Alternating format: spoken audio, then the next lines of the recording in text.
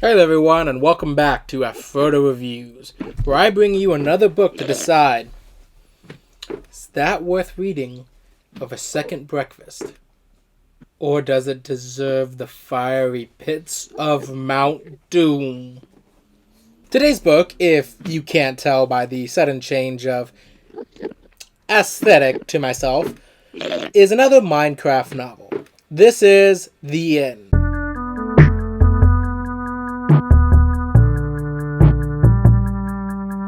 No, not the end of the video, just The End. That's the title of the book.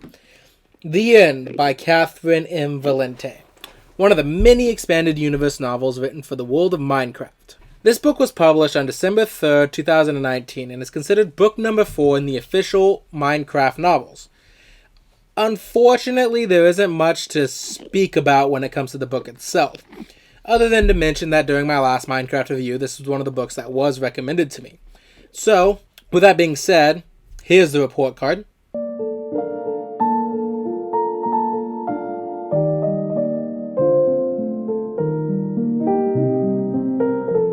And now, the cover. So, whatever my thoughts on the Minecraft novels going forward, I will say one thing. These guys have some beautiful cover art. I mean, I really like the island's cover art, and I really like this one too. It blends colors well with just the right amount of contrast to just make it pop. And while we get to see enough on the cover that we get a good idea of what the book's about as well. This book, so titled The End, because that is where 90% of the story takes place, obviously features the Ender Dragon itself, bearing down on two players with a righteous-looking fury. It's enough to make you stop and consider it, even if you don't know Minecraft. And you know what? It even has small little things that, once you look at it after reading the story, you completely understand the choices it made. But what is this a book about, I hear you ask? Well, it's a bit hard to go into without spoiling it too much. So from this moment on, consider this a blanket spoiler warning involving all plot details after reading of the synopsis. I'll do my best to avoid being too spoilery, but there are just some things that I have to go out and talk about during this review. So, for as long as they can remember, the twin Endermen, Finn and Mo, have lived in the mysterious land of the End. On the outskirts of the great Enderman city of Telos, they explore ancient ruins under the watchful gaze of the mighty Ender Dragon. They have everything they need in the End ship they call home, and know everything there is to know about their world. Or so they think until strangers from another dimension arrive. The invaders are called humans, and they've come to steal artifacts and slay the Ender Dragon. Finn and Mo are ready to protect their home from trespassers, but when they come face to face with humans, they discover they aren't as prepared for the battle as they thought. Caught off guard, the twins are trapped in the middle of a war between Endermen and the humans, with the future of their home at stake. And so, let's go on to the review. By the time I get this out, there will undoubtedly be after the publication of my top 5 books of 2023, so you probably have a fair idea of where I stand. But frankly, I just think this is a great book, and I don't mean that sparingly. Okay, sure, it's a good book both for a Minecraft novel and a children's novel, so you need to take that in mind when going in. For example, without the knowledge of Minecraft, you might be a bit lost in some of the creatures and things that are frequently mentioned within the book itself, as they aren't really described in too much detail. In addition, even though I've never read Cathelynn M. Valente's other works, there is definitely a sense that she's holding herself back from how she really wants to write this book, compared to how she would have preferred to have written this book, if it were her own work. I would have definitely preferred the author not been forced to hold anything back, but as a work sanctioned by Mojang and aimed at a specific audience, I understand to a degree why she had to. But overall, I have nothing but praise for this book.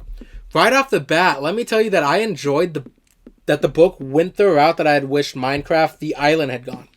Instead of treating it as a real person interacting with the Minecraft world in a sort of isekai sense, it's taking place from the perspective of beings within that world.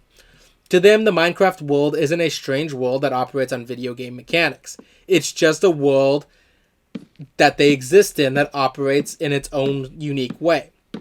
In a sense, it's like how they approach Minecraft story mode, as I mentioned in my old review. Liberties are taken with the assumption that the reason we can't do that is the limitation of the game engine itself, rather than just how the world works. It makes for a much more immersive reading experience than what The Island did. But that in and of itself doesn't automatically make the book good, of course. But thankfully, the story itself even holds up.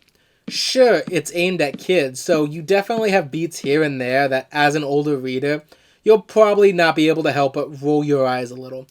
But it all just comes together so nicely. Even aspects of the story that I was going to come on here and criticize when I was reading through eventually weave themselves around near the end to making perfect sense once you have all the information. There were a couple twists here and there I thought made no sense when you consider them. Certain plot beats that felt anticlimactic for as much buildup as they received. But then, lo and behold, again, as the end of the book rolls around, you're like, okay, wow. Now that suddenly makes much more sense. It has a shockingly bittersweet ending for a Minecraft novel as well. It's definitely not something you expect when you go into this kind of book. I think the best aspect of this book is that even though it's aimed at children, it doesn't treat its audience like it's stupid.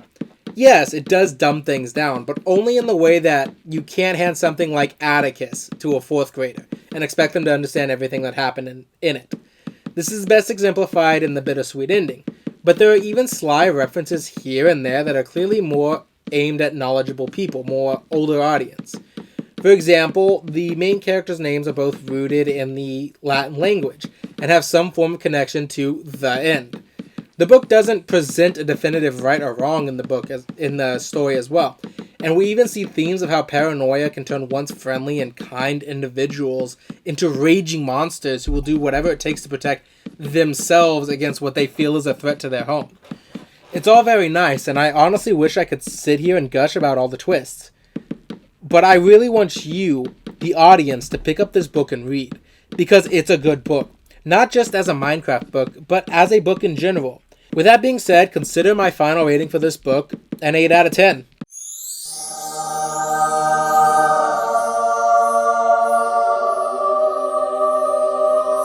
Honestly, I'm not sure I can stress enough how much I was surprised by this book. I'm making sure to preface this by reminding you this is all said with the mental note that this is, again, both a children's novel and a Minecraft book. But it is honestly surprisingly a very good book. I think you should go out and read it if you have any interest in Minecraft. Though I guess if Minecraft never really interested you, it'd be a bit of a harder recommend. It does rely on you having some sort of investment towards the world and knowledge of how things work. But overall, this book just stands on its own, even without knowledge of the game. I can honestly say that I look forward to finding more things from this author, though, and seeing how she writes without being attached to something with such strict guidelines. But obviously, with that little speech, the question of whether or not it deserves Mount Doom is no. I mean, why would it? I recommend it so heavily just to say it's not worth reading. Sheesh. Get out of here. But with that being said, just remember, with every book comes an adventure, and every adventure is worth having, even the bad ones. See you later, everyone.